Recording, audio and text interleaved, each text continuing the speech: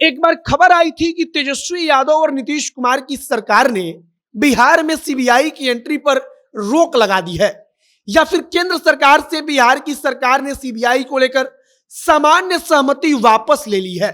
और तब कहा गया कि अब तेजस्वी को केंद्र की एजेंसी परेशान नहीं कर पाएगी।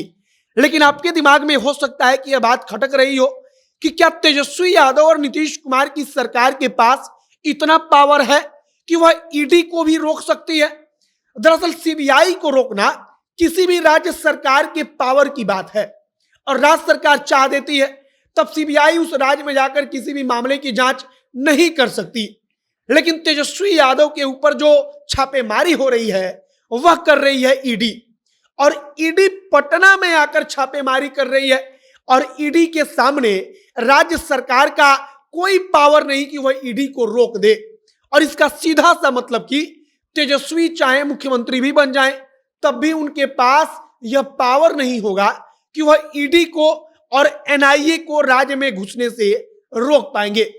मेरे कहने का मतलब कि तेजस्वी यादव के पास पावर तो है कि वह सीबीआई पर लगाम लगा सकते हैं, सीबीआई को बिहार में घुसने से रोक सकते हैं, लेकिन ईडी और एनआईए पर लगाम कोई भी राज्य सरकार नहीं लगा सकती। और ईडी और एनआईए तेजस्वी की पहुंच के ऊपर की चीज है।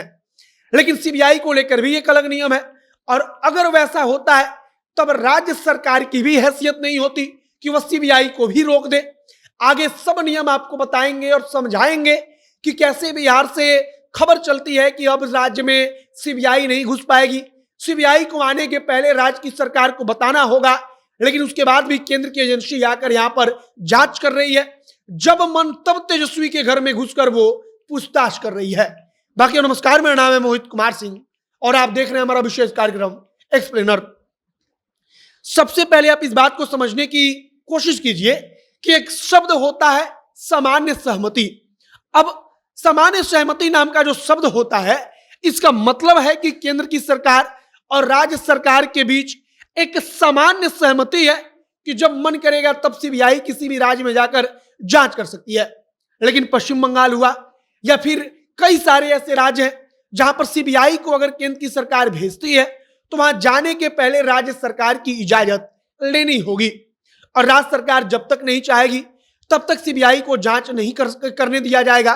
लेकिन तेजस्वी यादव के लिए बार बार छापा मारने जो केंद्रीय एजेंसी आ रही है उसका नाम है ईडी। अब ईडी की हैसियत इतनी है कि अगर एक बार केंद्र की सरकार ने इशारा कर दिया कि तुम जाओ, तब किसी भी राज्य की सरकार के पास यह हैसियत नहीं है, वह राज्य की सरकार की हैसियत से बाहर की चीज है कि वह ईडी को रोक पाए।